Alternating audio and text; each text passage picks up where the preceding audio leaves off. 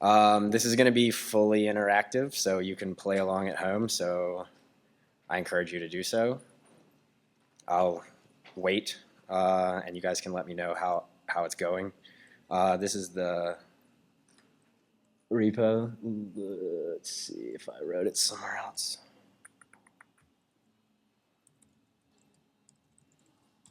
Oh, wow, yeah, so you're going to have to install stuff too, so this definitely may take a minute.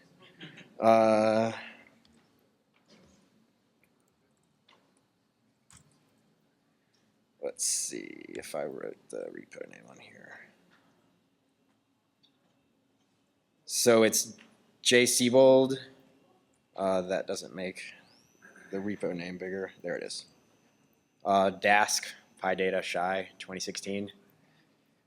We may get in a lot of trouble if things come grinding to a halt. I'll give everybody a few minutes. We'll see how this goes. In the meantime as well, if you want to install, well, once you have this, you can just copy paste. There's a number of packages that you can download and install to run this. That should help a little bit. You might have some of them. We'll see how this goes. So how many of y'all are Python programmers? Okay, and who's using NumPy in their day-to-day? Pandas.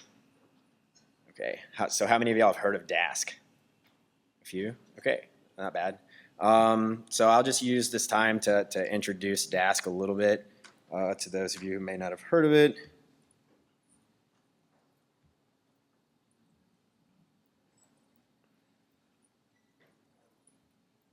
So don't forget if and when you get this running. And if at any time like you need me to stop and slow down, if it's really taking like 20 minutes, well, I can't wait 20 minutes, but that'll be good feedback. Yeah. How do I do that?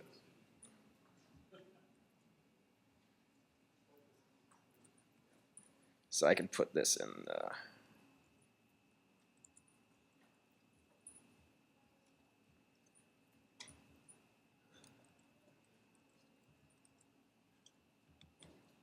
Make that big. There's the Git link. So who am I? I'm a data scientist. We can talk about what that means later if you want. You can follow me on Twitter if you want to hear Nick Cage stuff. And you can send me hate mail if you want to. How's the Wi-Fi doing? Okay. So what is Dask? So at a very high level, Dask is parallel, NumPy, and Pandas. So Dask is data structures that are super familiar to us, that are going to allow us to scale up our computation to either fully take advantage of our laptop or a compute cluster if you are so inclined. We will not be talking about distributed Dask today, but I'll point you to some in the right direction if you want to learn about that. So Dask also provides some primitives for doing ad hoc parallel computing, parallel algorithms through this interface called Dask Delayed. If anybody is a joblib fan from the scikit-learn developers, it follows the joblib delayed API. It's very similar to that, and you can kind of build up arbitrary graphs, compute graphs, and execute them in parallel without having to worry about the scheduling. So it's a little more than that, but that's the kind of the way to think about it. So this is like their elevator pitch. Is this big enough? Why not? So why use Dask? It's super familiar. So it looks like NumPy, it looks like Pandas, and it allows us to scale up our computation. So it's super familiar. It's native. It's pure Python. You can read and work on this code if you want to. It's been a few months since I've actually done this, so if anybody has like super technical questions about Dask, I'm not a Dask developer. I just use it. I can try to answer them. It's fast, low overhead, low latency, so there's not a lot of stuff that it's doing to enable this, which is nice. Super flexible. You can build up arbitrary computational graphs. Scales up. It runs resiliently on clusters of hundreds of nodes. I'm not well, it should. I think all of the distributed stuff is like currently in flux, and they've done a ton of work on it in the last 2 months. I haven't pushed on it too much, but I'm sure that it works pretty well. It also scales down, so this it definitely does well, and we'll see this as we execute this kind of document together today. And it's responsive, so it's designed for doing interactive computing and taking advantage of all the cores on your notebook or whatever. So Dask resources. There's an examples and tutorials page. There's a ton of notebooks that are already out there. There's a ton of talks that are already out there. Matt Rocklin is the main Dask developer. He is very prolific and also like very good teacher. He has a YouTube playlist of just videos about Dask, like how to get up and running with Dask, the internals of Dask, what things you can do. I know they're super interested in eliciting feedback, hearing your use cases, and then trying to make Dask better and make sure it's something that you can actually use and want to use. So any questions? Good. How's the Wi-Fi doing? Okay. Does anybody have the notebook like up and running in an environment, the Dask tutorial environment? Yeah. Okay. That's not too bad. All right. So the kind of computational model, the things that Dask enables, is parallel programming with task scheduling. But you don't really have to think about the scheduling. So we talked about this a little bit, familiar abstractions like arrays and data frames that operate in parallel on data that doesn't fit into memory. So if you have, quote unquote, big data, then this may be a library to help you. And what it does is it builds up this task graph, like a graph of things to do, and then executes it for you using different schedulers. So there's a number of scheduling backends, and we'll talk and see exactly what this means, talk about and see exactly what this means in a little detail.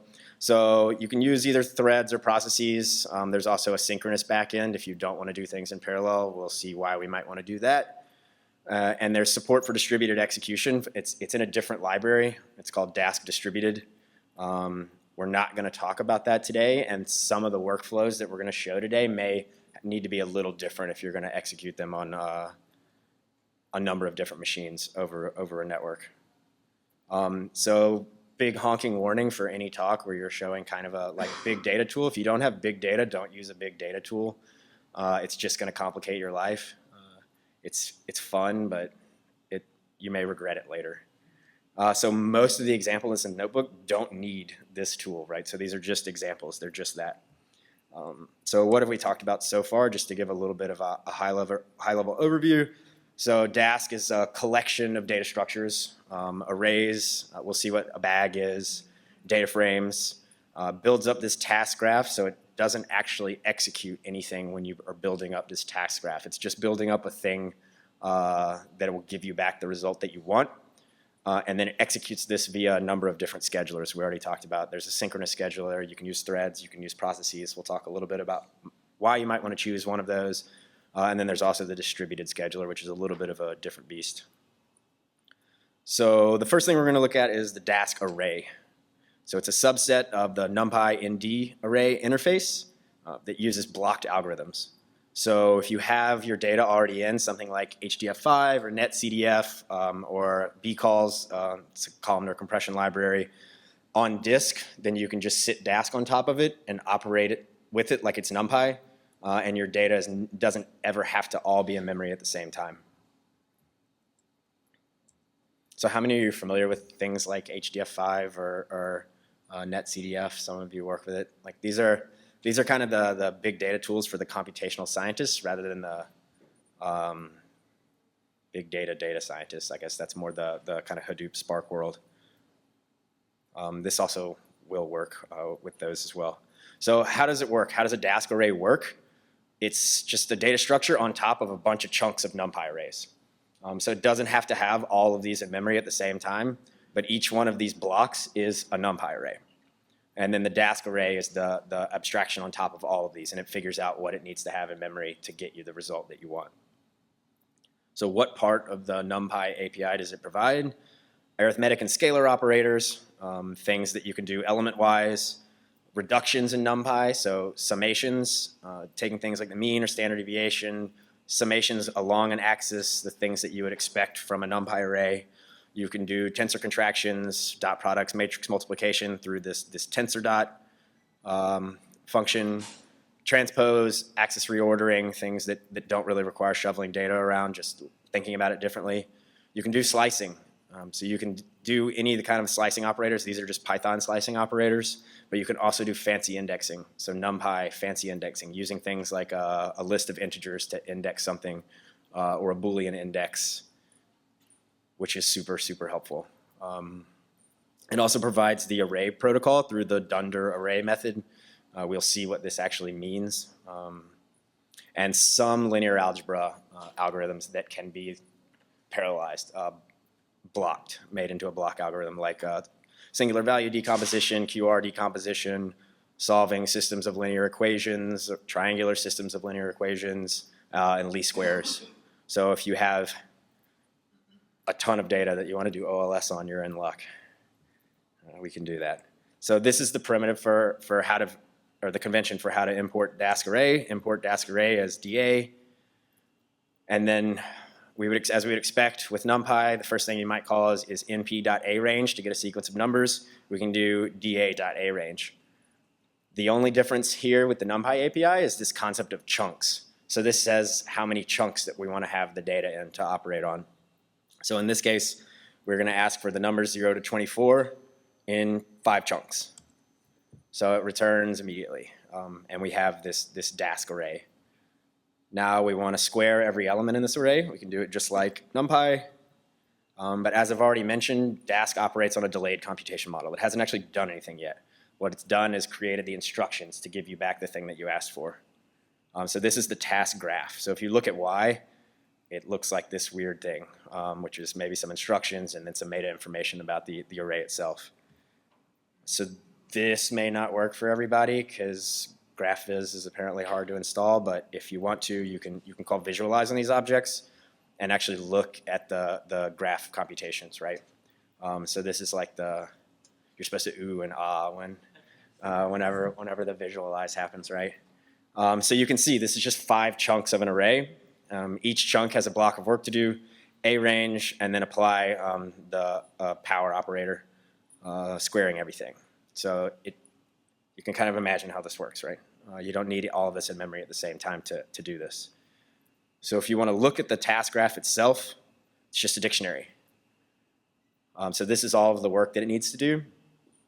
And you'll notice that the keys have these odd names, right? Like a UUID and something that it does. That's because Dask does opportunistic caching. So it does not recompute things that you already computed that you may want again. This can be super helpful depending on what you're doing.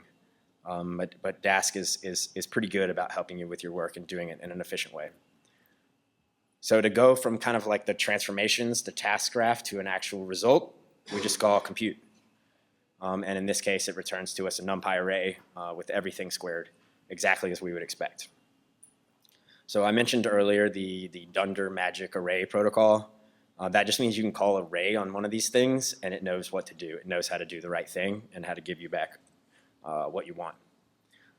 So the key here is that you know that you've done some reductions, because if you call this on the whole thing, everything blows up, because it's going to try to bring it back into memory. So I have some exercises here if you want to try to go through them. If you want to cheat, you can cheat. I encourage you not to cheat. So this one's really simple, just like a way to create an array, call tab on it, see what kind of methods it provides, and go ahead and start looking around. I'll give everybody a couple of minutes to do this. If nobody does it, I'll just do it. We'll see. So 25 chunks, make a Dask array X. It's the first 2,500 numbers. We're counting 0 as a number. And then take the square root of all the elements. Print the last one.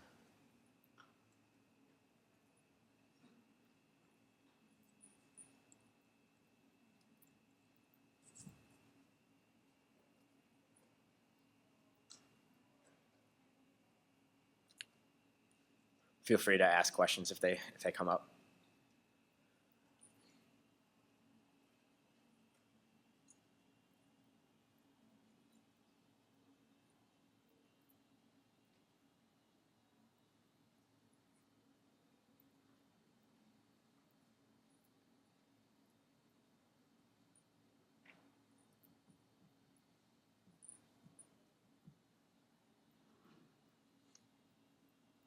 Yeah.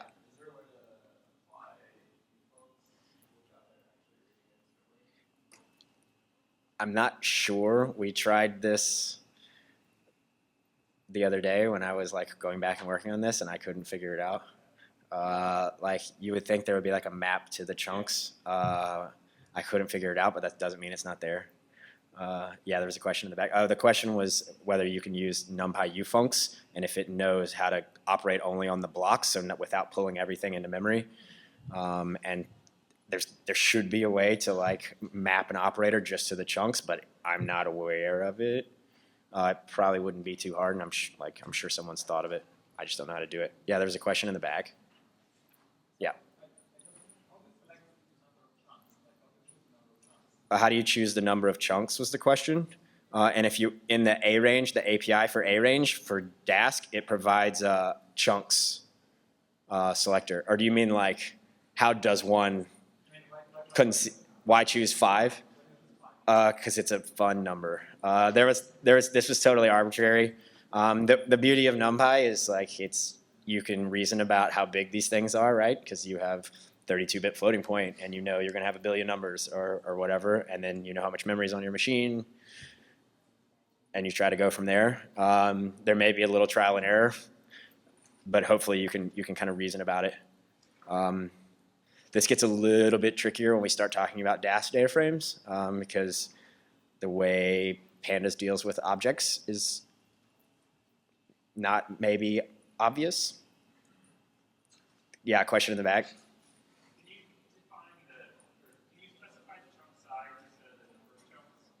Yeah, this is the number of chunks. But can you define the chunk size? Like if you were a multi-dimensional array and you wanted 10 by... Oh yeah, yeah. You can do it like in dimensional. So this is like not a thought exercise. Like these are actually like you could define them in chunks this way. And the way that you do that is like if I had. The question was whether or not you can do chunks that are of arbitrary size rather than just like 5 or 25. And yes, you just pass a tuple. So something like this. That would work. It may complain loudly if.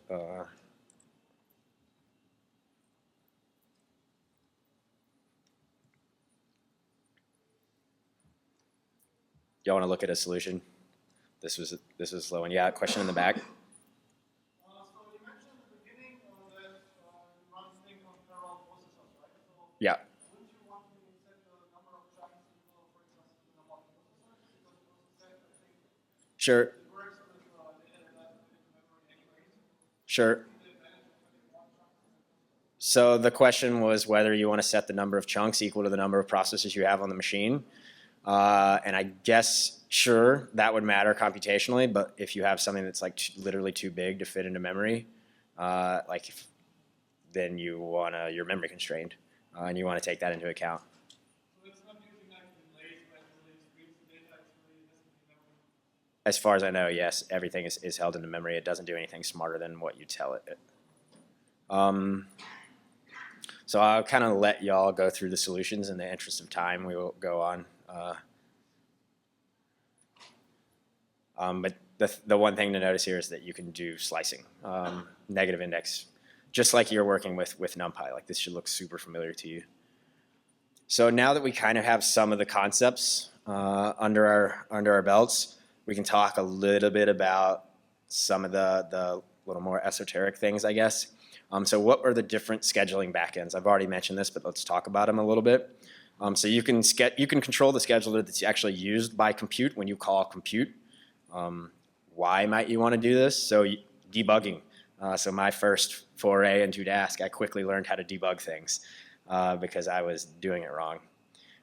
You may have super fast tasks, so you may want to use one or the other. You may need cross-task communication, and we'll talk about how we can enable that and how we would not be able to do that.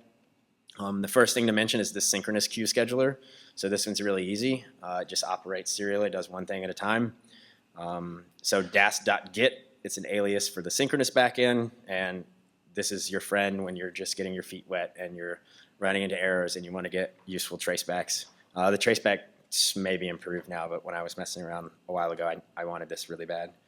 So compute has a keyword called get, and we just pass it the scheduler backend that we want to use. You can start to see how this may be something that you might want to change, like write something yourself. You could plug in a scheduler here. So the threaded scheduler. So for the arrays, the threaded scheduler is the default. Uses a thread pool backend. If you're familiar with thread pool backends in Python through concurrent futures or multiprocessing with thread pool backend. So what's a thread? Just to remind everybody, it's the smallest unit of work that an OS can schedule.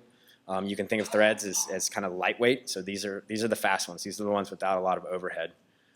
Why? Because they execute within the same process and they share memory and all the file resources. Safia told us a little bit about sockets earlier, right? Because everything is a file in Unix. This is nice.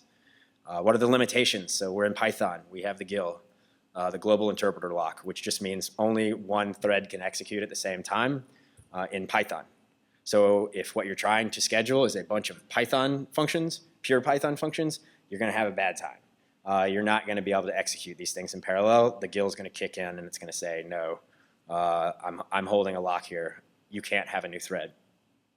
So pure Python functions will not show a speed up with a few exceptions, right?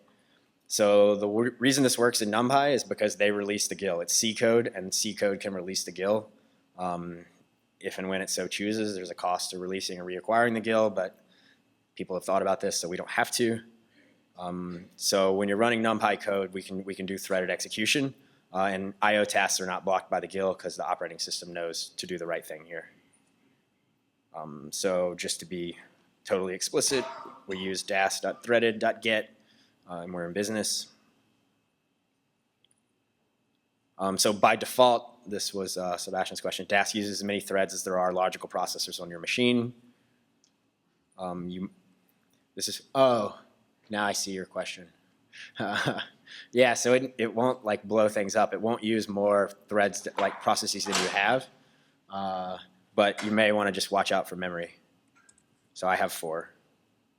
Sorry, but if I have a data file that's 10 gigabyte large, memory is, let's say, 4 gigabytes, and 2 processors. So data wouldn't fit into memory anyway, but you could load it from, if I said 2 chunks or 10 chunks, the file is still 10 gigabyte, it's sitting on the hardware stream while it's computing, right? Sure.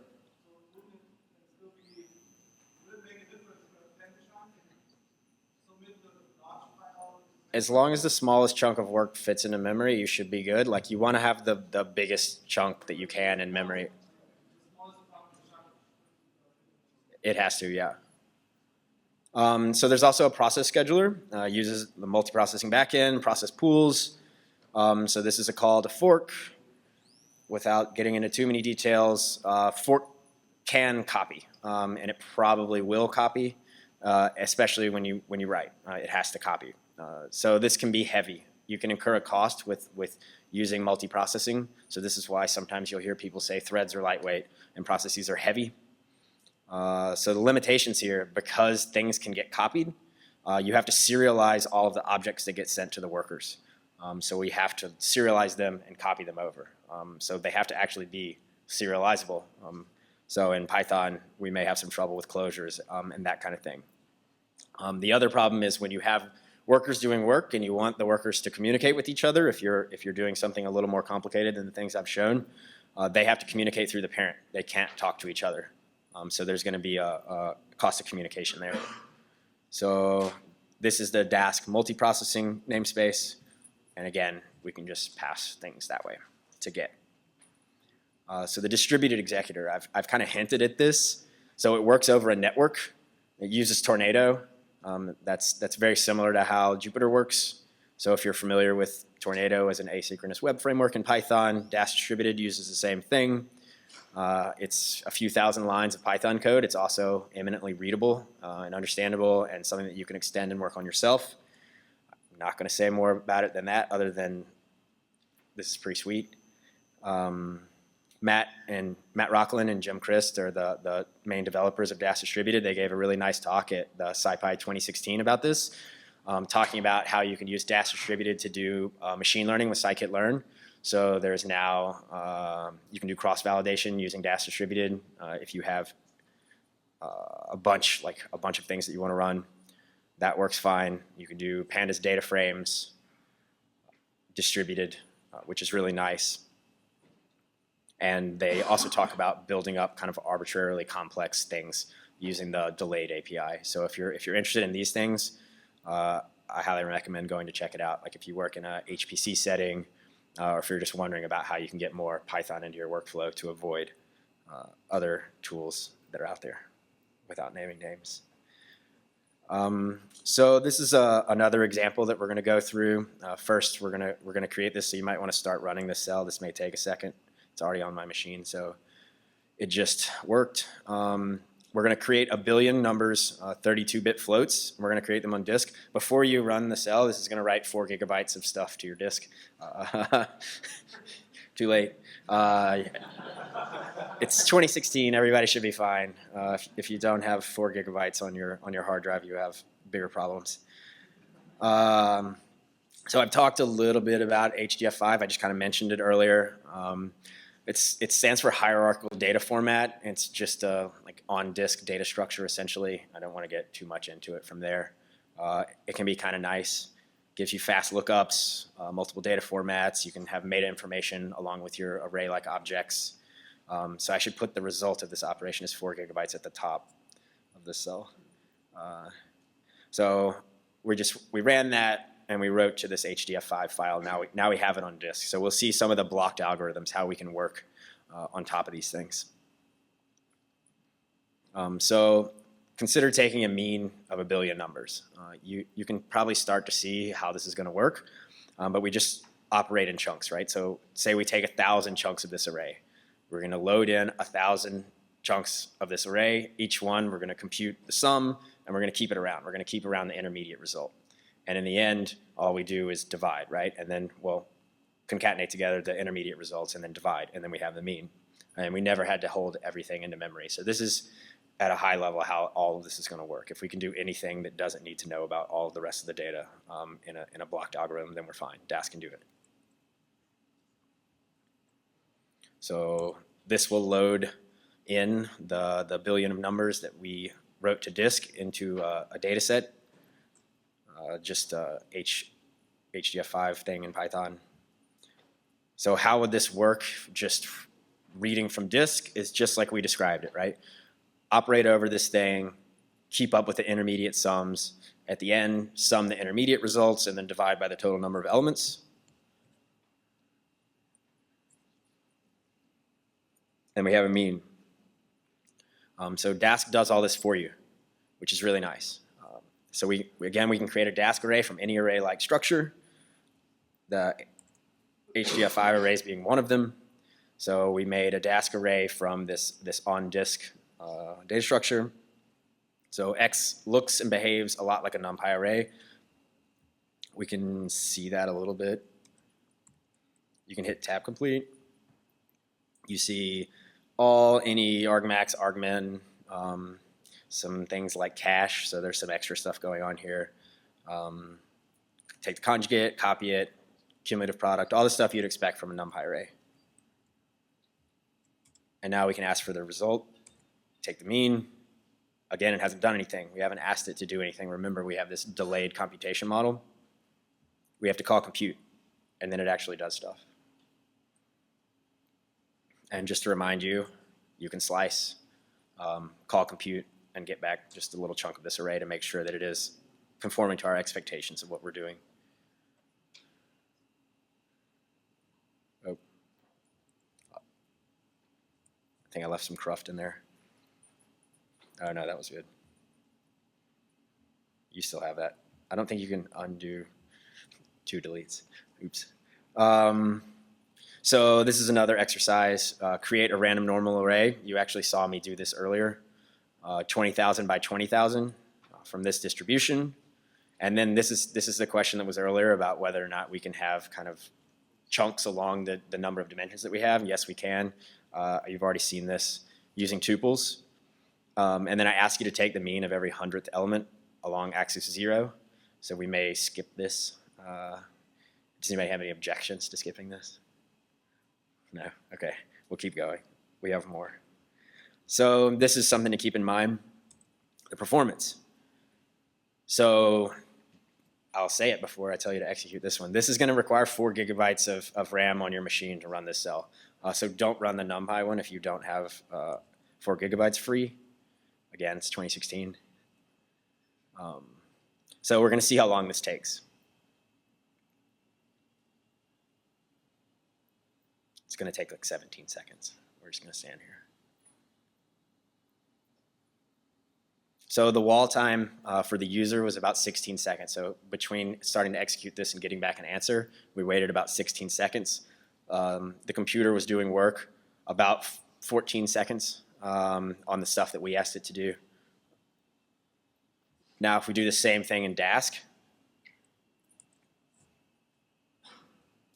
spoiler alert, it's faster, and it doesn't need 4 gigabytes of memory. It only needs megabytes of memory. So wall time this time was about 7 seconds. It doesn't scale linearly, obviously, but it scales kind of close to linearly. There's a little bit of overhead. We've already mentioned some of that. But if you look at the CPU time was a little greater. And how does that work? If the CPU time is greater, but we get it back sooner, it's because we're using threads, right? So the OS is using all of the processors on your machine and saves you time. So what parts of linear algebra that are in NumPy does Dask expose? I already mentioned some of them. QR decompositions, Cholesky decompositions, singular value decompositions. You can get your eigenvalues out. And I encourage you to explore them. You can use them to build up more complicated things that you need to do to actually do your work. And now we're going to move on to a new data structure. It's called the bag. So I haven't mentioned this yet because it doesn't really have like an analog in pure Python other than it's a list of objects. And then we provide some kind of functional primitives on top of that. So if you're familiar with libraries like functools or another Matt Rocklin library called tools with a Z, because I don't know, there may be some etymology there. Then some of the functional primitives there have been ported to these objects here as methods, and we can operate on them. So I think this is kind of super cool, and this is something I actually use a lot more in my day-to-day work. The arrays, I think, are more for like computational scientists, like pure computational scientists, and this starts to get into a little bit more of like the day-to-day work of a data scientist shoveling messy data around. I wish I lived in a world where I had just floating point numbers on a disk, but we don't live in that world. So what are these things? I already kind of mentioned. They're parallel lists for semi-structured data. So what does that mean? Nested variable length, heterogeneously typed, JSON blobs, text data, anything that's a collection of objects in Python, right? So bags are mainly for cleaning and processing. If you can avoid using a bag to do your work, you should do so. Like the Dask data frames that we'll see are going to be a little more efficient for some operations. So this is usually like the first step in a workflow. This is how we ingest data and then put it into a format that we can use and store. So I already mentioned this a little bit, but some of the primitive like functional programming things that we might want are map and filter. This method called fold, which may be familiar to you if you're a Spark user. Frequencies, how many things do I have? And group by, which is familiar to anybody that works with a database or pandas or R. So how does it achieve all of this without blowing up your memory? It's doing streaming computations on top of generators. Generator, just a pure Python generator. So bags use the multiprocessing backend by default. That's worth noting. So how many people know what a generator is or don't know what a generator is? Okay, let's cover generators just really quickly. So generator in Python is an iterable. It works like an iterable, but it doesn't have to hold everything in memory at the same time. So you use this part of syntax of Python, the yield statement, and by yielding from a function, you create a generator essentially. So Here we iterate through the first 10 numbers, and then we yield each number. So calling func returns a generator object. We can iterate through this generator object. It destroys itself after you use it. You can only use them once, but the nice thing about it is that it doesn't hold everything in memory. If any of you are using Python 3, you should be, and you'll know this because everything is a generator in Python 3, or generator-like. So it works just like we would expect, except we didn't have to hold everything in memory. This is like the main building block of all of this. Thanks, Guido. Okay, so now we're going to create some data. This shouldn't need any caveats. It might take a second to run. So what we're doing here is simulating some accounts data, some kind of transaction data. I stole this from Matt. What we did was create 25 files that hold a bunch of transactions. Each line in these files is a JSON object, and the JSON object has an ID, a customer ID. These are unique. The name of a customer, these are not necessarily unique. People share names. And a list of transactions. You can think about these as like the transactions that happened on that day. So you can think about each line in this file as like a day's transactions for this person.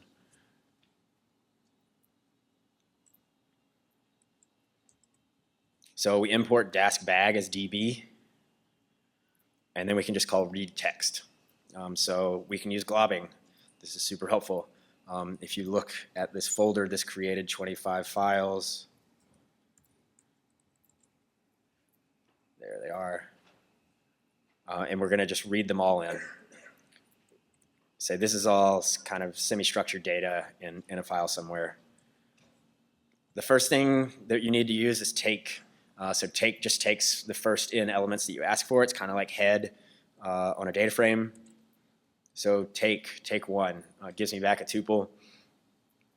And then if you'll notice, it's a string, right? Because it's a file, and we haven't told it how to deal with the file. It doesn't know anything about the structure of the data in the actual file. So this is a big string of transaction amount data.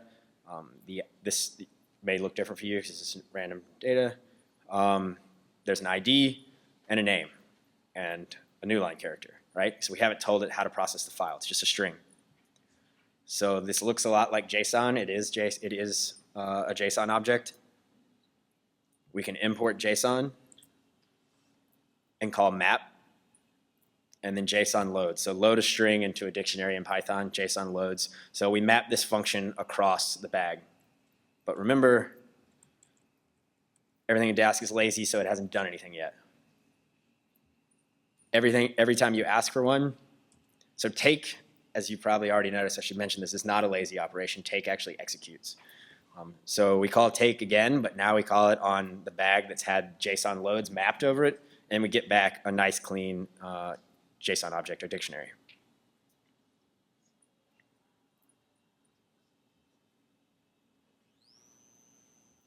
If we want to pull out a field from these JSON objects, we use pluck. So take it out of the bag. Now I get the name. So pluck out the name, and then we're going to call frequencies on this. How many are there? So we're going to count the names. For oohs and ahs, we can visualize this computation. This is a little more complex. So this saved you from having to do all of this work. Like you could certainly do this yourself. There's not a ton that went on under the hood, but you don't have to think about any of these operations, about how to build up the intermediate results and then compute on top of those intermediate results to get the thing that you actually care about. So we call compute, and then we get back the answer. There's 750 Sarahs, 350 Ursulas. I actually think this is the number of like transaction day name pairs, not unique names, just because of the way the data is structured. What are we doing on time?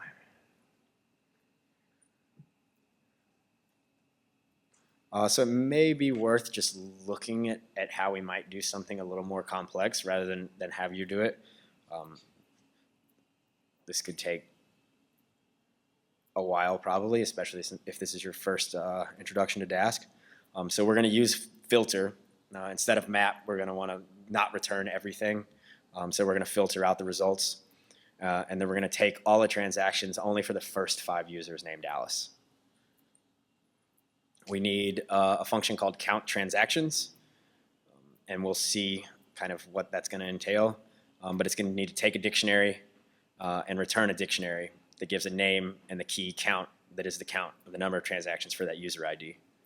And then we're going to use filter to get the accounts where the user is named Alice, and we're going to map the function you just created to get the number of transactions. We're going to get the number of transactions for each user and then get the count. So again, we're reading in a bag, loading it with JavaScript, and then we just call filter. And we say filter, this takes a function, we pass it an anonymous function, a lambda function, and then we say if the name is Alice, then keep them.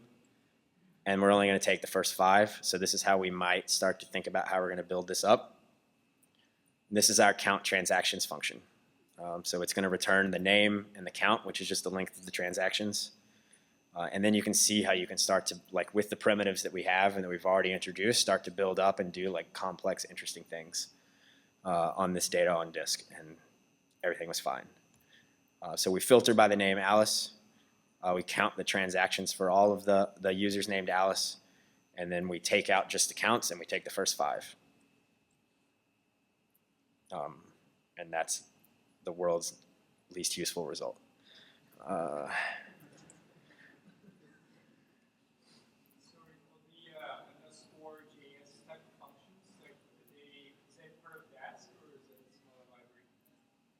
Where are you looking? This JS, anything that's on JS. So JS is a bag. So this is part of Dask. It's originally we read it in and we have a bag that is just a representation of completely unstructured data that we don't know anything about. We just said these are going to be files and there's going to be text in them. And as soon as you map, it'll operate line by line. So as soon as you map a function onto each line, it will consume the line of the function, consume the line of the file, call your function, and then return that, or at least build up a graph to do that. So JS is a collection of JSON objects, so a collection of dictionaries at this point. And it is a Dask bag, which has all of these nice things like accumulate, count, get distinct objects, filter, fold by, and we'll see an example of group by and fold by right now, presently. So you can kind of start to imagine the things that you can do with this, especially if any of you are data shovelers or data engineers and need to do data cleaning. Yeah.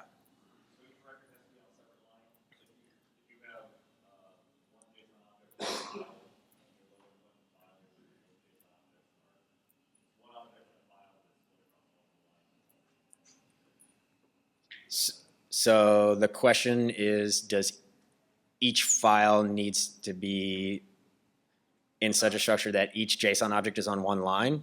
Yes. Well, no, but you would have to deal with it. So it operates line by line. So you could have a function that first splits the objects and then treats them as JSON objects. Yeah. So the reason that map JSON loads works is because I structured it in such a way that each line has a JSON object on it. Or Matt did, more to the point. So group by, everybody's probably familiar with group by. Collects items in your collection that all have the same value under some function, and then collect them together in a key value pair. So the usual caveat with Dask bag group by is don't use it. It's nice, and we think in group bys, but this requires a full on-disk shuffle. So to figure out which things should be in the same collection, the same group, it's got to put things on disk and then do a shuffle and put everything together in a data structure that's on disk because it just doesn't know any better until you tell it. So group by is easy to think about. There's something that's a little extra step. I don't think it's that hard to grok, but we'll see both of them. So avoiding a real workflow but it's there. Like so I said earlier, you might not want to do a ton of work with bags if you can avoid it. If you can put something in a Dask data frame and do a group by on that, then do that. You should prefer that over doing a group by with a bag. But let's just see how this works. So we can create a bag from a sequence. So in this case, I'm just passing it a list of names, and then I'm going to group them by the length of the name. So this is what I mean, that the objects are the same under some function. So the function here is length. That's going to give us the groups that we want to group by. So group them by length. Charlie has 7 letters. Bob and Dan have 3. Alice, Edith, and Frank have 5. We can do something a little more complicated than that and group by evens and odds. So just take the modulo. If this is true, we have an even. If not, it's an odd. Vice versa. So this groups together all of the evens and odds in the first 0 to 9. Now we can start to use these primitives again and build up more things that are a little more interesting, but still probably not very useful. So group by even and odd, and then map a function over the group and value pairs. So map a function that takes the keys and the values of each group. So in this case, we're going to just return the max value in each group. So 8 is the biggest even, 9 is the biggest odd. So that's group by. Now we're going to use fold by. So I don't fully buy the story that this is harder to grok because we already did it. So earlier where we did the sum computation by hand, where we built up the intermediate results and then we operated on the intermediate results, like that's the same idea that we're going to go through for fold by. So if you use Spark, this is the combine by key method on an RDD. So it shouldn't take you by surprise too much. So what does fold by take? A key function on which to group elements. So we've already seen that. Then we need a binary operator. This is a reduction operator. This is the reduction that we're going to perform on each group. We'll see what this means in a little easier terminology in just a second in actual code. And then we need a combine operator. So we've reduced our groups. Now we need to combine them all together to get our like big result, right? So we get the intermediate results and then we combine them together. So just a few caveats. The reduction operator that you're giving must be associative. This shouldn't be surprising because these happen in parallel in partitions to the data set. The order in which they happen is not necessarily guaranteed. And I already mentioned this, but it's good to keep in mind, like this may seem a bit much for 5 o'clock on a Friday, but we've already seen it. It's just sum. So in func tools, how does reduce work? So it's a binary operation that operates on 2 numbers, the first of which is the result of the operation before it. So it's like an accumulate, right? So in this case, we're going to take like an x and a y. We're going to print out the first argument, the second argument, and then we're going to add them together. So if we call reduce, we see what's going on here. So first we have the first 2 numbers, 0 and 1, then the result of that plus 2, then the result of that plus 3. You see where we're going. So we're going to need to use this to use fold by. So first we can look at how fold by works. Useful to take a look at the keyword signature. So it takes a key, as I mentioned, a binary operation, and then a combined function. And they both optionally will take an initial value if you have something that needs one. In this case, we won't. So here we had B above. It's just the first 10 numbers. We want to group by evens and odds. And on each group, we're going to call max, and then we're going to combine them together via max. So before you saw that we only called max once, and we got back 8 and 9. Now here, those would be like the groups, and then we're going to pull together the total result. Is that not what we did?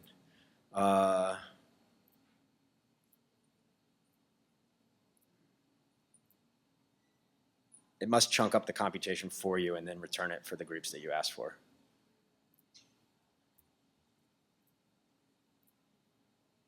So we can see this in practice with the accounts data because it's a little bigger. It's going to be, well, it's actually probably not too big to fit in memory, but it seems real.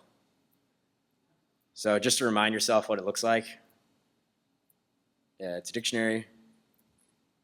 You have ID, names, and then a list of transactions.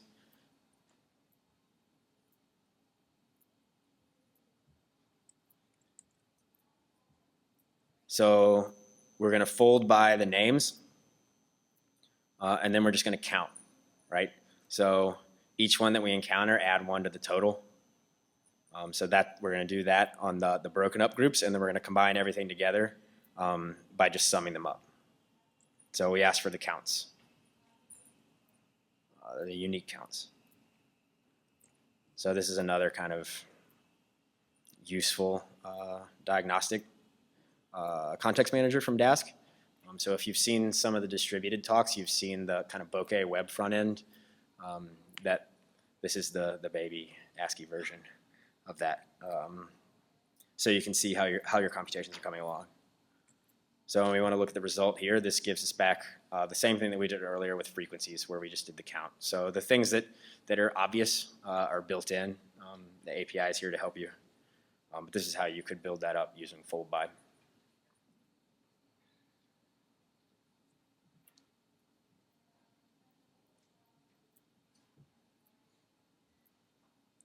So this is another exercise that we can go through. Are there any questions so far? Yeah, one in the back. No, no. Okay. So the exercise here is to compute the total amounts for each name, and then kind of walks you through how to do that. So first, we're going to need a function that computes the total for each user ID. And then we're going to change the above example to accumulate the total amount instead of count. Do y'all want to give it a whirl? I see some nods. So I'll give you a few minutes to kind of play around with this if you want.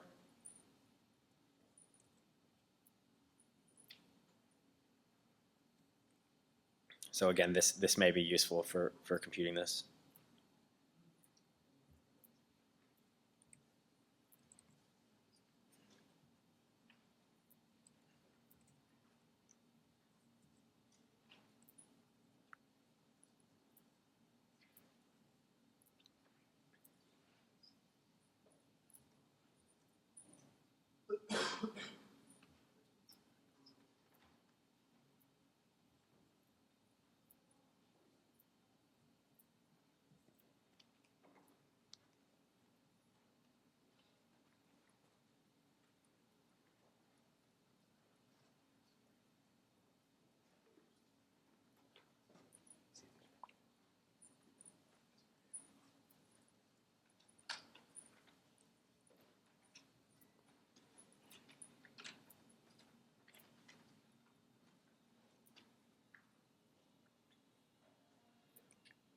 Are people trying this? Or I see heads down.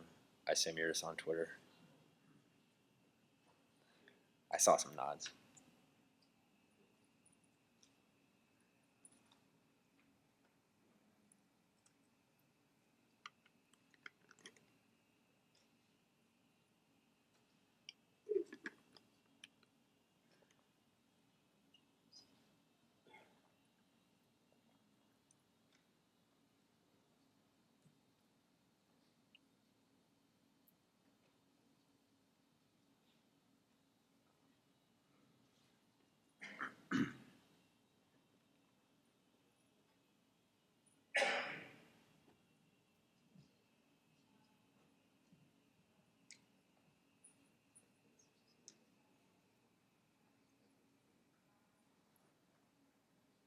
Yeah, question?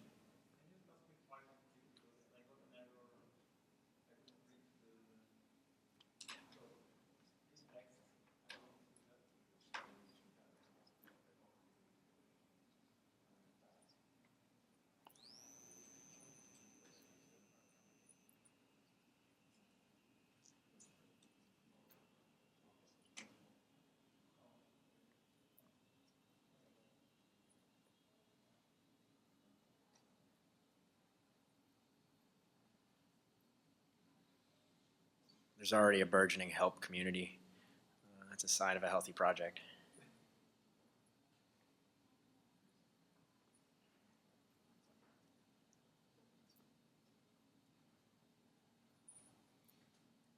That is actually true of Dask too. You can get Dask help on Stack Overflow, which is nice.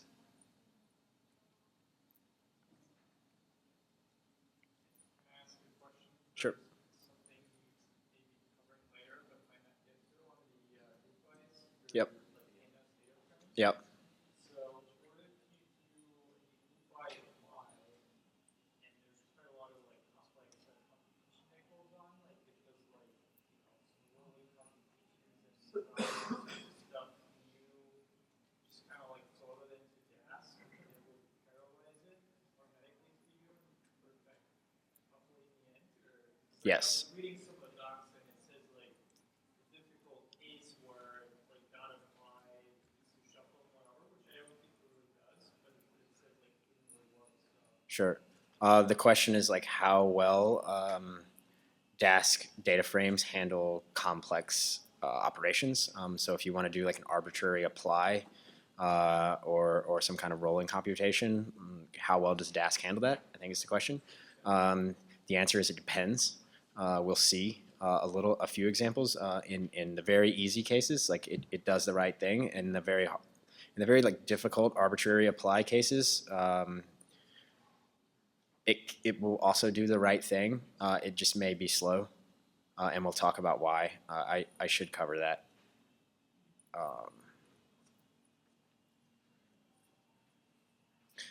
The short answer is it's going to need to do an on-disk shuffle. If you haven't set a smart partition and you're not grouping within a partition, so spoiler alert, Dask data frames are just a bunch of pandas data frames. And if the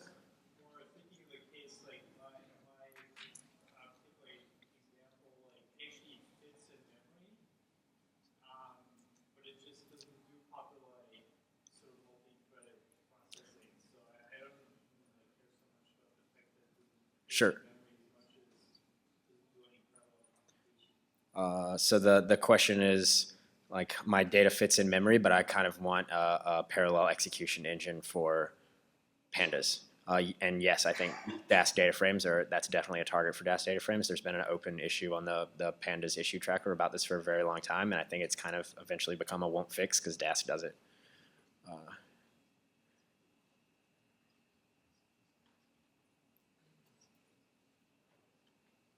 Tom might know more about it than I do.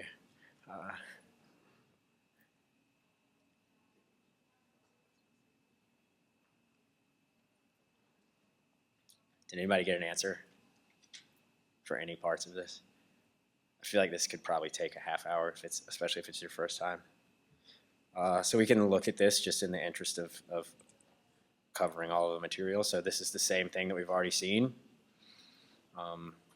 And then we have a function that just sums up the transactions, right? So instead of just adding one to the transactions to get unique, like we did earlier, we sum them up. So we add them all together. So we take all of the transactions, and remember the transactions were an object that had an amount and a transaction ID. We just want to take the amount and add them all up, and then return them. And remember, this needs to be like a reduction operation, so it's also taking the total. So this is why we need to use the initial here. So we need to tell it the first thing is going to be a 0, right? Because there's nothing there yet, and we don't know what we're going to do. So the binary operation is sum all the amounts together. So sum all the amounts together for all of the transactions that we're messing with, and then in the end, take those intermediate results and combine them with the just reduction operator that adds everything together. It's another binary operation.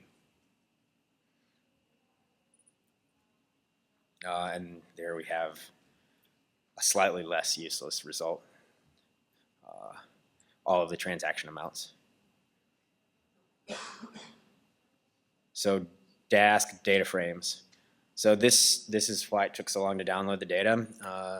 I gave this tutorial as part of a larger course about 2 months ago in the UK.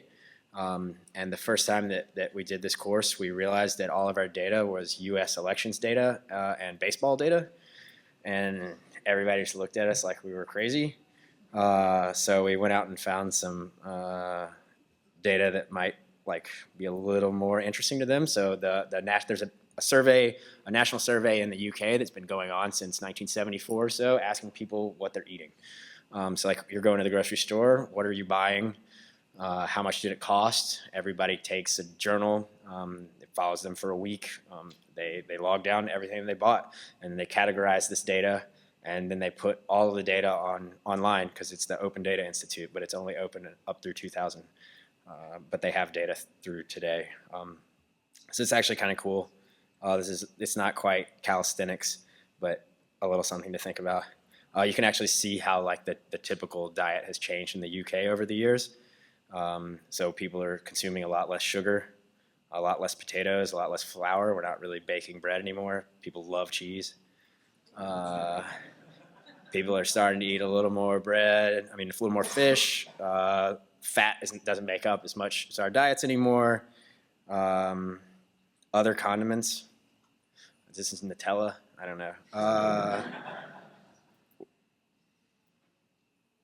Oh, and yeah, this is never going anywhere. So this, the average person in the UK consumes about a liter of alcoholic beverages per week. And if you actually I have a very much longer example of this. If you want to go look at my GitHub repository, it's actually really hard to calculate this number because the units are different.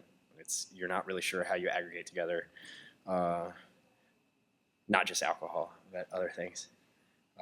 It's kind of a hard problem, but you can solve it with Dask.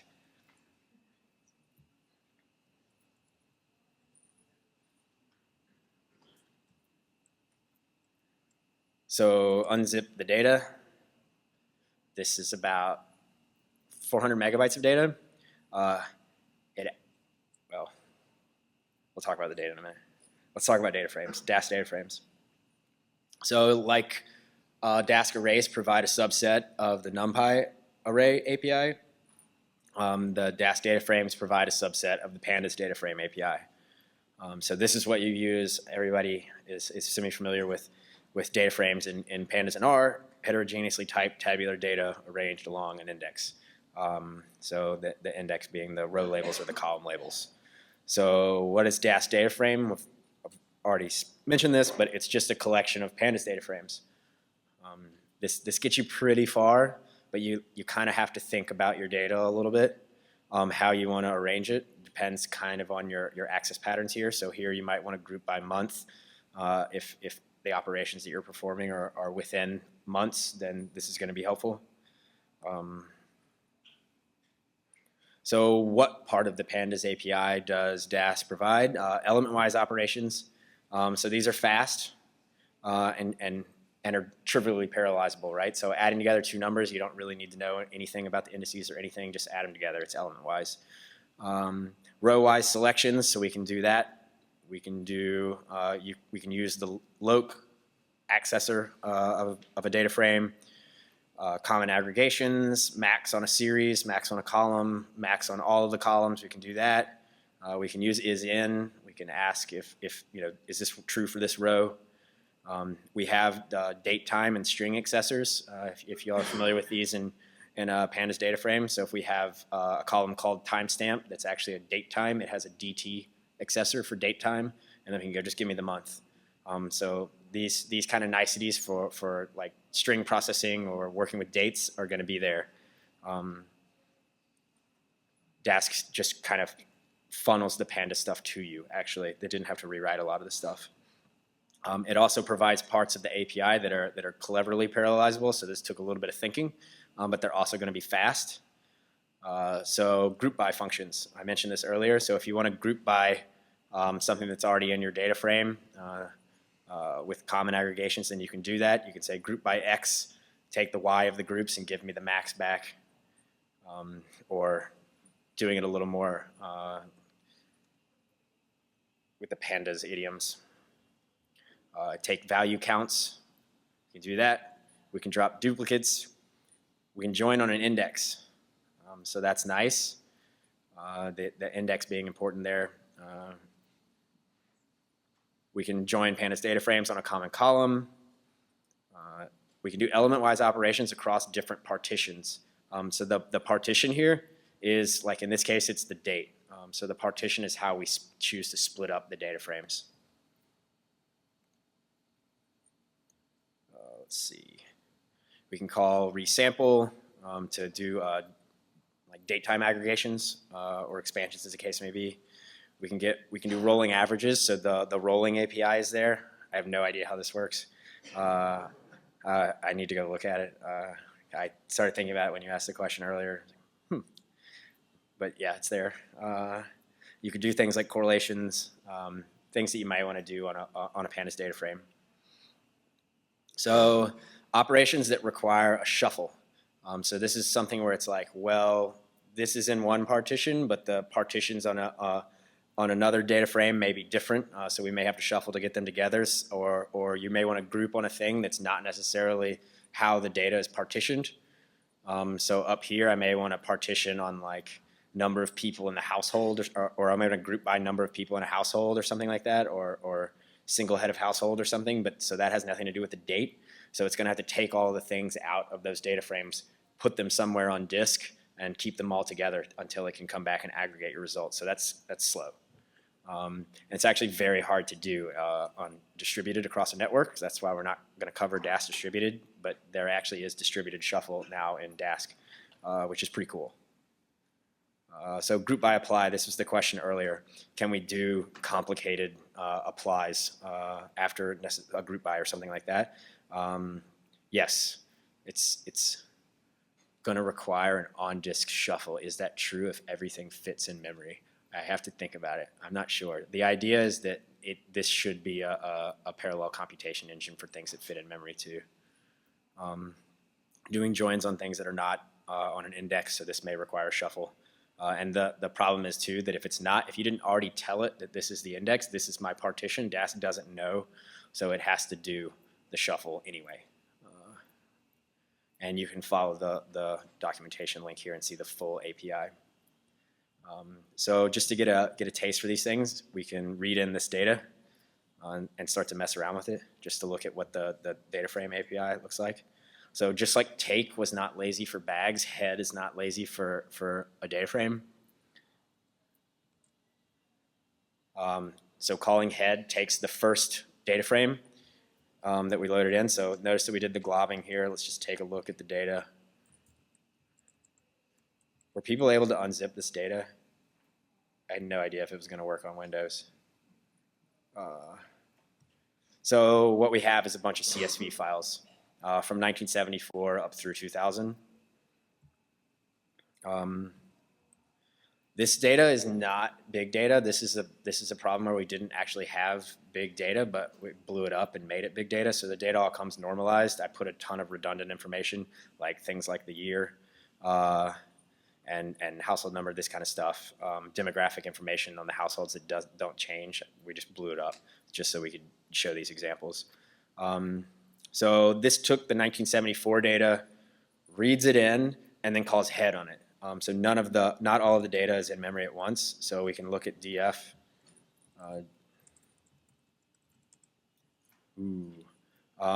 So we have 26 files that are 1974 through 2000. And we call read on all of those. So it just gets the first one and then calls head on it. So I've already mentioned partitions. So by default, in this case, since we globbed over all these files, the partition is just the file. So there's 26, 27 different data frames, and they were just 27, how they came on disk to us. So in our case, this is good. Our data had a natural partition. So if you have, I don't know, some kind of database that partitions your data for you, and then you export from that, and then you just want to read in what it's exported, and you've already thought about how to partition your data, this is good. We didn't have to do anything. We don't have to shuffle, especially if our access pattern is going to be on the year. So that's fine in our case. I already mentioned you're going to have to do a disk-based shuffle. If not, that can be slow. And then we ask, do you know what the divisions are? And it doesn't. So it doesn't know that the year is actually the thing that divides these files. We have to tell it that. And the way that we tell it that is just by passing in a list of the bins.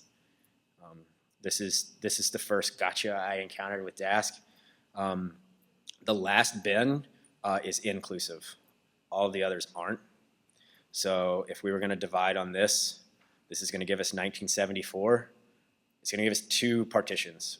One contains everything from 1974, and one contains everything from 1975 and 1976, because it's inclusive. If we want 3, then we have to repeat the last one. So we have to say, I want 1974, I want 1975, and then the last one starts at 76 and ends at 76. So this is why I add 2000 here to the end of this list. So now we can tell it that set our index, so this is like a pandas index but in Dask, set the partition to be the survey year and use these partitions. Yeah, it doesn't go up through, the data only goes up through 2000. And in Python, this is exclusive of the endpoint. So like,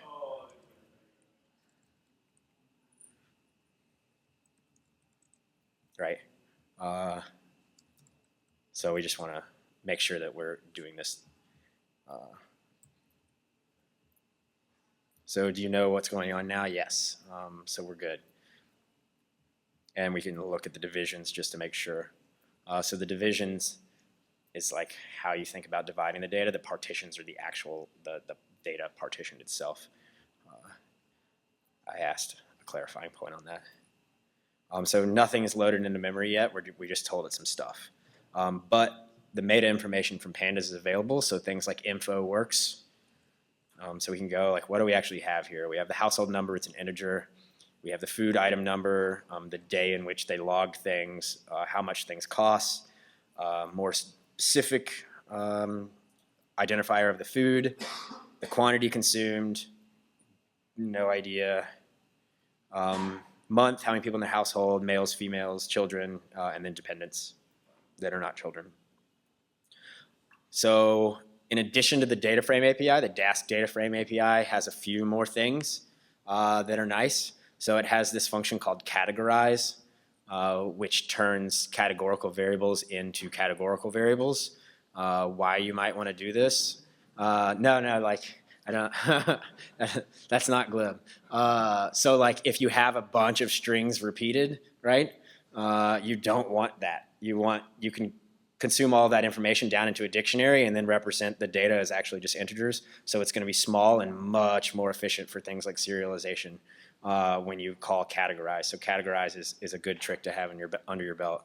And as we in Python start to get towards where the R people are, this will be the status quo one day. Map partitions, so map a function over the partitions. There was a question earlier, like, can I map over the chunks of a Dask array? I'm not sure, but I know you can map over the partitions of a Dask data frame. Map blocks for the array. Hey, thanks. So there's a map blocks for Dask arrays. I just learned about it.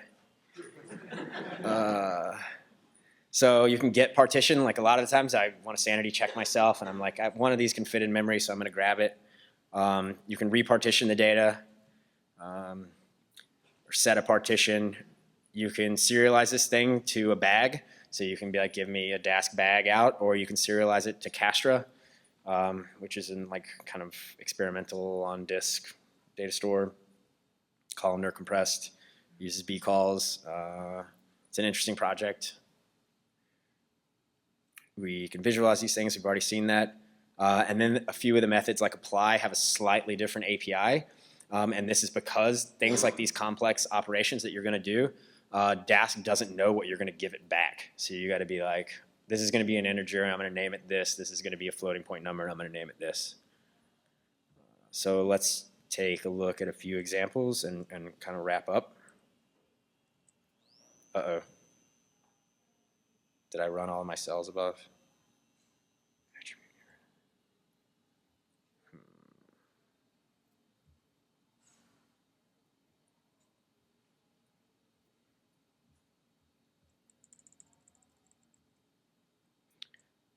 So I should have the right version, but I think this name just changed, and I thought partition was the new name. So your mileage may vary here. Dask is under active development. They're very good with deprecation warnings. This is a user error. Okay, so we want to ask ourselves, or ask the data rather, what food group was consumed the most times in the year 2000? So we want to group by these food group identifiers. And then we just want to apply length to that because this is the number of times that it was seen consumed by people. And then this is how we tell it what we're getting back. In this case, all we need to do is provide it a name because it knows that it's going to get an integer back. And then we can just say, so I'm operating in an old version.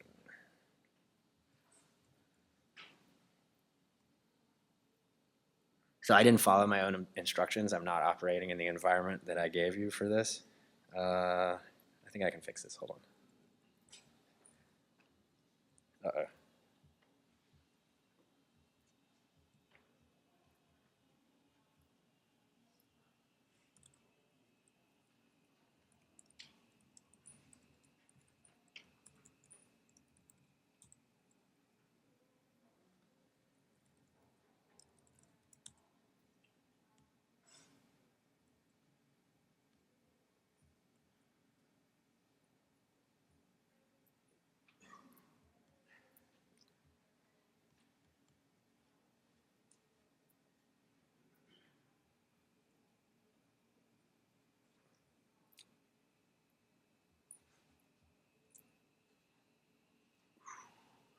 How good is Jupyter? I may have to restart.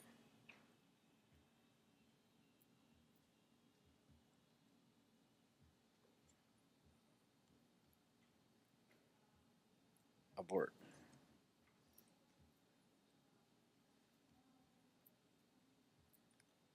All right, we're back in business.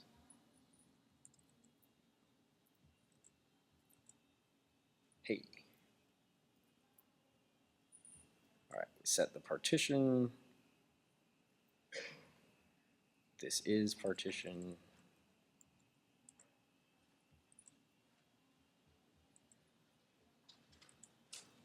All right, so now we have size. So that is the number of times each food group was consumed in the year 2000. So this may be left over. IDEX min and IDEX max didn't exist when I first wrote this, but I think it does now. We'll find out. Only thing worse than no code comments is code comments that are incorrect. So 1503, the second most useless answer in the world. So we have some actually mappings of what these are. So what's the thing that people consume the most? Milk. And in this case, skim milk.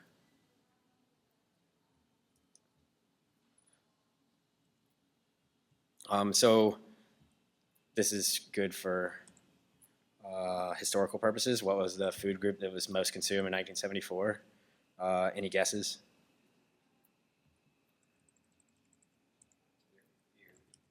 If it's not beer, that would be fantastic. I'll give you a hint. It's milk.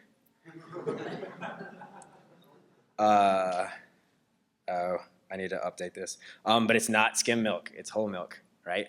So fat declined, but people are still drinking milk because it does a body good. How are we doing on time? How's everybody doing on fatigue level? He's good. Ready to rock. Any questions? Do you want to talk about the average diet in the United Kingdom? So this is maybe partially instructive. So map partitions. Can anybody guess what map partitions does? Maps a function across partitions. So in this case, we're asking for the most frequent food consumed, but I asked it of all the years. So you can see it's already returned. And then you can see kind of how the diet of British people has changed over the years, if you had any idea what this meant. But this is whole milk. I don't know what other liquid milk is. Maybe this is like 2%, and then this is skim. That's my story. Sticking to it. So that's kind of cool. That's just some of the stuff that you can get up to with Dask. That's about all I have, unless everybody wants to work on the assignment to get things like daily per capita consumption for each food group. So the kind of punchline here is once you get that, you can make this plot with something cool like Matplotlib or Bokeh or Seabold, any of the kind of Python plotting libraries. Any questions? So, Yeah. coming back to my complex example, if I had a mapping, so instead of grouping, I had a bunch of partitions, and then I could run some complex operations on them. Yeah. So yeah.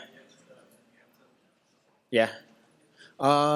And so if your data all fits in memory, it may not work on a data frame out of the box, but it would work on like a sequence of data frames.